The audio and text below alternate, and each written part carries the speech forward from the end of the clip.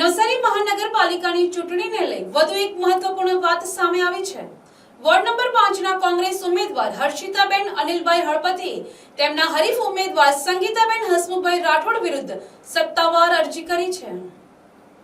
નવસારી મહાનગરપાલિકાની પ્રથમવાર 26 એપ્રિલના રોજ ચૂંટણી યોજાઈ રહી છે, ત્યારે શનિવારે ઉમેદવારી નોંધાયા બાદ આજે સોમવારના દિને ફોર્મ ચકાસણીના રોજ નવસારી વોર્ડ નંબર 5 ના ભાજપના ઉમેદવાર સંગીતાબેન રાઠોડ સામે અગાઉ સેશન્સ કોર્ટમાં કેસ નોંધાયો હતો, પરંતુ તેમણે ઉમેદવારી ફોર્મ સાથે રજૂ કરાયેલા એફિડેવિટમાં તેની માહિતી જાહેર કરી નથી। આ મુદ્દાને આધારે હર્ષિતાબેન હળપતિએ ચૂંટણી અધિકારી સમક્ષ રજૂઆત કરી છે કે માહિતી છુપાવવાના કારણે સંગીતાબેન રાઠોડનું ઉમેદવારી ફોર્મ રદ કરવામાં આવે અને હાલ આ અરજી પર ચૂંટણી અધિકારીઓ દ્વારા તપાસ હાથ ધરવામાં આવી છે। હવે અધિકારીઓ દ્વારા લેવામાં આવનાર નિર્ણય પર કોંગ્રેસી ઉમેદવાર અને સૌ મીટ માંડીને બેઠા છે।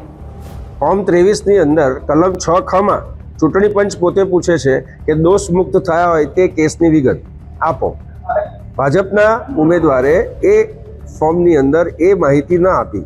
ચકાસણી વખતે અમે રિટર્નિંગ ઓફિસરનું ધ્યાન દોર્યું, લેખિતમાં આપ્યું કે આ માહિતી એમણે આ સોગંદનામામાં મૂકી નથી, એટલે એમનું ફોર્મ રદ થવા પાત્ર છે। છતાં પણ રિટર્નિંગ ઓફિસર અમને ડિપ્લોમેટિક નિયમો બતાવીને એ ફોર્મ મંજૂર કરવા જઈ રહ્યા છે એવું અમને મૌખિક કહ્યું। અમે એમને સુપ્રીમ કોર્ટનું જજમેન્ટ જે છે તે પણ એમને જાણ કરી છે। હવે આગળ જોઈએ શું થાય છે। સત્તા જીતે છે કે સંવિધાન, તે નવસારીના 1.25 લાખ વોટરોએ જોવાનું રહ્યું। મારું નામ હર્ષિતાબેન અનિલભાઈ હળપતિ છે। હું વોર્ડ નંબર 5 ના ઉમેદવાર છું। અમારી ઉમેદવારી ભારતીય કોંગ્રેસ પાર્ટીમાં છે।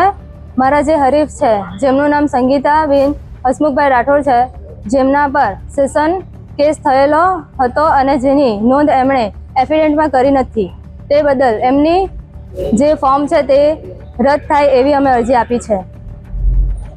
Bureau report NDC news Navsari.